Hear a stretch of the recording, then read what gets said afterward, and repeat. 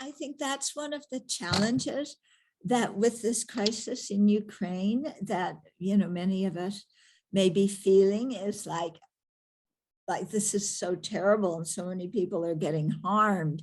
And then it's very easy to just either feel discouraged, like, it's hopeless and there's nothing I can do, or human beings are just so ridiculous, can't stand them, or, there's a lot of ways where we can go off rails looking at this situation. And so here is where in a Buddhist perspective, like, you can, what I said at the beginning about everybody having ignorance, clinging attachment, anger, and then you realize, yeah, that runs a lot of what people do. And people are basically self-centered, and that runs, what they do. And then instead of being angry for them because they have these kind of attitudes and emotions, you feel compassion for them because you see they want to be happy, they don't want to suffer, but the way they're thinking is bringing them suffering. And isn't that a tragedy? It doesn't have to be this way. Yeah. Or, I mean, looking at Putin right now, one way you could look at Putin and you could say, this guy is totally off his rocker. I mean, just even from the perspective of being a wise politician, what he's done is, he's digging himself into a hole without realizing it. But if we look at him, instead of, like, what is this guy doing? He's harming so many people. And, what is his aim? Nobody understands what his aim is. Instead of looking at him like that, to look and say, wow, his mind is totally overwhelmed with some very unrealistic way of looking at things. I have my own personal theory about what that unrealistic way is, because I studied Russian history when I went to college. Is I think, the whole Russian, it was an empire. It was a huge empire. And it kind of fell apart during the First World War. They got some of it back, making the USSR. Then it fell apart after that with the end of the Cold War and the breakup of this, the USSR. And he has this dream of restoring the Russian Empire. And that, he's going to be the big guy who restores the glory, the imperial glory of the Russian Empire and its people. Now, I might be wrong, I might be right, but I can look and say, wow, his mind is so fixated on that he's doing things that not only harm others, but are harming himself.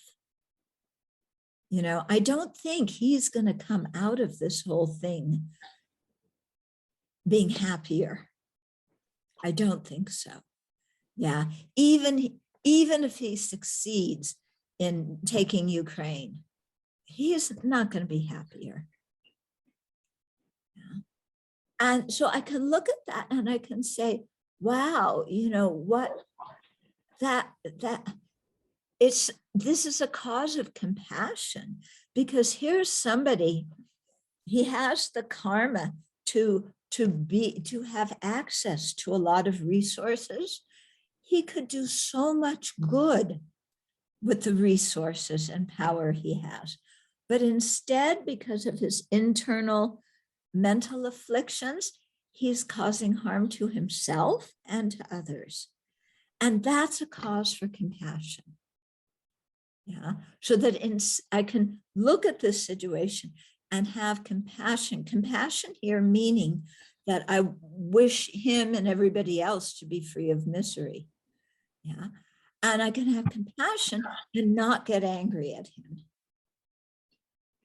Okay, because you understand how something about how his mind is working. And that comes also from understanding how your mind works in the same way sometimes as that. Okay, now I'm not a dictator, okay, but I can be sometimes extremely impractical. If I want something really bad, I can push and push and push and make a mess. Same thing he's doing. Yeah, I could have at my hands the ability to have resources to benefit others, but I'm stingy. Yeah, I hold them to myself, or I don't care about the effect of my actions on others. The same thing he's doing. Different scales, different situations, but the mind is very much the same. So I can understand him and not hate him for that.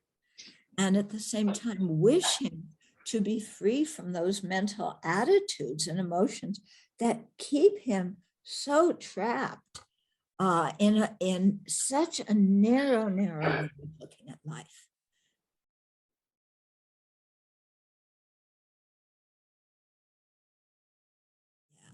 Yeah, it's so easy to go to that attitude. I mean, we all kind of go to that. But in Buddhism, when we look and we say all these attitudes and emotions, that everybody on both sides is suffering from, can be eliminated. They're all based in ignorance because we don't understand who we are, or actually who we aren't. And because of this fundamental ignorance about not understanding what our actual nature is, then we go down these paths of mental afflictions. And the thing is that there's an antidote to that. The Buddha taught, like, okay, what the root source of all this is our own ignorance. If we can generate wisdom that understands how we exist and who we are, and then that can remove these selfish tendencies. It can remove the attachment and the anger and the resentment and the arrogance and the discouragement, because all of those the negative emotions are based on ignorance. They grow from the root of ignorance.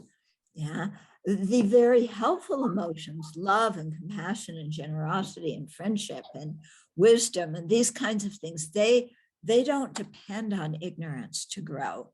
Yeah, but we can eliminate the ignorance, and then all these other things crumble too. So, but that's going to take some time. It's like, I can't go, none of us can go right now to Ukraine and start teaching everybody, the path to awakening so that they can, change their attitude. I'd be very happy to give Putin private lessons on train his mind and virtue, but we can't do that. But, in the present situation, but we can make aspirations to connect with these people, maybe in a future life, if not this life. And then through the force of our practice, if we've practiced well, then to be able to teach them things that they could practice themselves that would help them in their own lives. And then, also eventually teach them the way to cut off the ignorance. Okay? So the idea is there is a solution. Yeah, we want the solution like this. It's not going to happen like that. Okay. But we have this awareness. It doesn't matter how long it takes. there is a solution, and I'm committed to helping people, go in that direction.